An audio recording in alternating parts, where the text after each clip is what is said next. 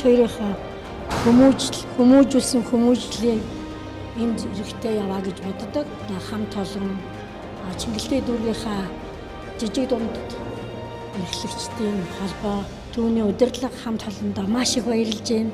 Ингээд би бүр хар багасаа юм оёх дуртай тийм хүүхэд байсан. Тэгээд ижээ маань их уран хүн байсан. Тэгээд ижийнхэн энэ хойчийг залгамжилж ижийгээ дутуу үлдээсэн бүхнийг гүйцээж аваа гэж боддог.